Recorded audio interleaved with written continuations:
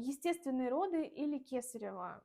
Взгляд телесно-ориентированной терапии на данный процесс. Когда я разбирала, что такое карта тела, образ тела, в целом, как он формируется, там были интересные пункты про внутриутробный период и как раз-таки про процесс рождения. Про то, что якобы ребенок, который вышел по естественным родовым путям, он лучше ощущает свое тело в пространстве, потому что он сразу ощутил вот этот вот выход в мир, так сказать.